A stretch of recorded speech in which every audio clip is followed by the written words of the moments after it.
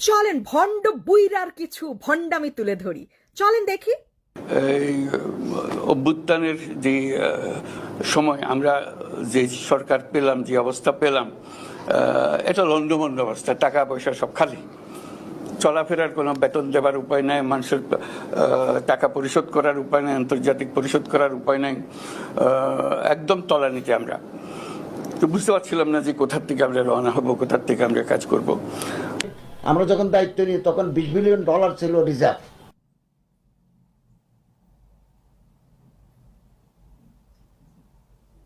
ভালো, সব মিলে ভালো। আপনার বাইরে থেকে অনেক কিছু প্রচার হয়, অপপ্রচার হয়, কিন্তু আমরা যেটা সার্বিক সামষ্টিক অর্থনীতির যে স্টেবিলিটিটা আসছে।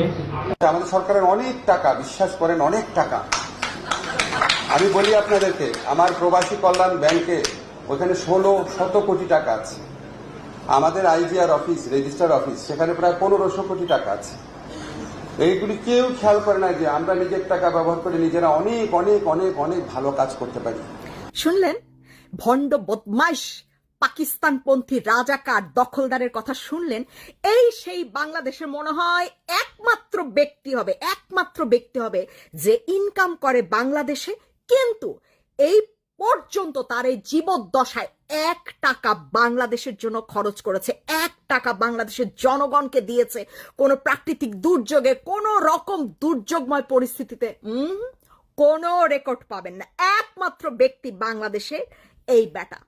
এতটাই সে নির্লজ্জ, বেহায়া, এতটাই তার মানে নিয়ত খারাপ, 1 টাকা কোনো সাহায্য সহযোগিতা দেখবেন না। কিন্তু আমাদের দেশকে তুলে ধরে, আমাদের জনগণের দুঃখ দুর্দশা তুলে ধরে সে বিশ্বে কিন্তু সে খয়রাতি তুলতে থাকে, ভিক্ষা করতে থাকে। হ্যাঁ, সেটা তো আমরা দেখি না, কিন্তু তার কিন্তু যে ফাউন্ডেশন দেখেন না, সেখানে বিদেশিরা ঠিকই টাকা পাঠায়, কিন্তু সেগুলো জনগণ পর্যন্ত পৌঁছায় না।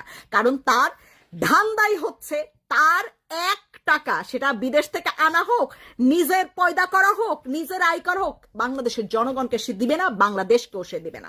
তা যাই হোক, সে এই যে 17 মাসে সে দেশে এসে দেশের দখলদারিত্ব নেওয়ার পরে এই ভণ্ড বদমাইশ কি কি কাজ করেছে একটু বলতে পারবেন? কি সংস্কার করেছে? এক পুলিশের দারোয়ান, নাইট গার্ডের পোশাক দেওয়া ছাড়া সে বাংলাদেশের জন্য কি কাজ করছে?